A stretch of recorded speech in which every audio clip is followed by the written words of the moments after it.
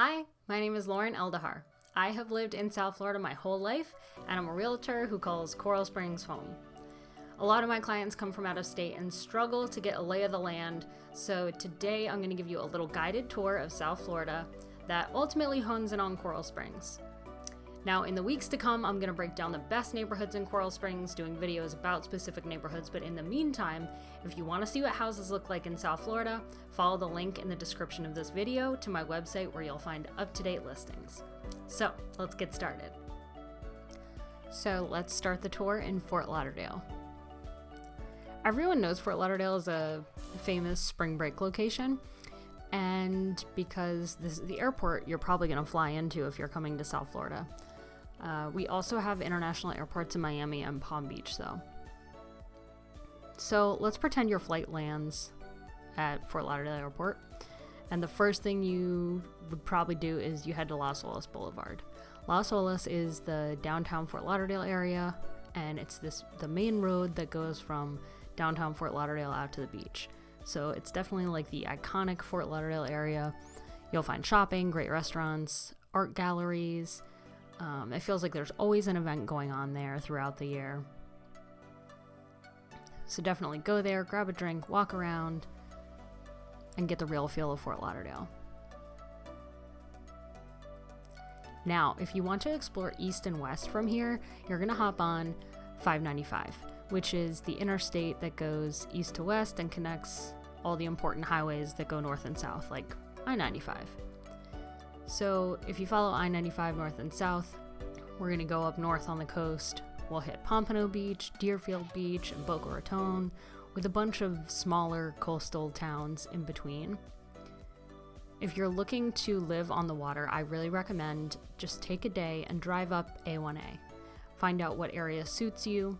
Some areas will have more of a party atmosphere like Fort Lauderdale, while other beaches are quieter and sometimes more private. There are little mixed pockets in between all of these bigger cities. So as you get up to Boca, it's still a big city. There's a college, there's good restaurants, but it's definitely known as a quieter area. There's a lot more retirees. So as we talk about moving west here, you'll obviously get away from the water.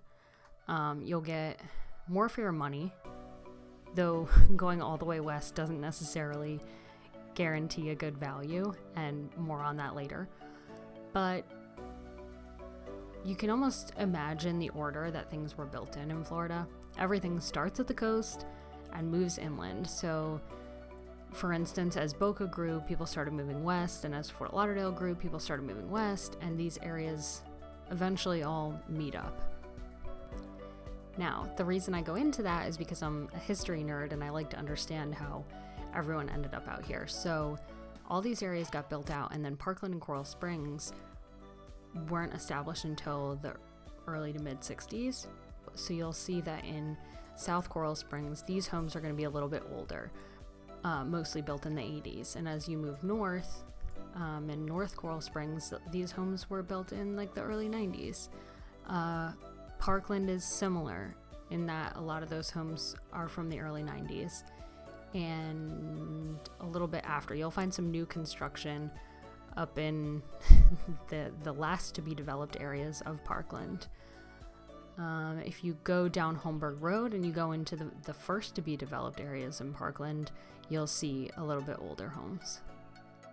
So I hope this has given you just a brief overview of these areas so that in the videos to come we can get more specific in some of these neighborhoods. But another thing I recommend is to pull up Google Maps, just like I've done here, and think about something you're looking for, something that's important to your lifestyle, like a golf course, and type in golf course and see where they all come up. You're going to see a lot more of them a little farther west because it was easier to get the land for that. Upkeep is probably easier, so think about it. If you want to be golfing a few times a week, maybe you do want to live a little bit farther west. If you like to worship the sun, like me, and we're all going to age sooner than we should, then maybe you do want to live a little farther east. Or maybe you want to live in one of these areas up here that you can easily hop on a highway and go east to west. Or one of these areas down here where you can easily hop on the highway and go east to west. So this is really the first step, I think, in trying to narrow down where you want to be. if you know you want to be in Florida, you know you want that lifestyle,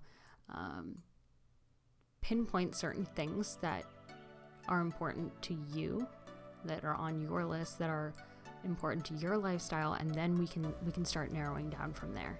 So this is one of my favorite things to do. It's super exciting to me to bring people to this state I love so much and to get them settled in an area that really fits them. So if you have any questions, please feel free to reach out to me. And like I said, if you want to see houses in some of these different areas, which would be the next step, go to the link in my description and you'll be able to just kind of browse around and see what you're looking for, see what areas have what you're looking for.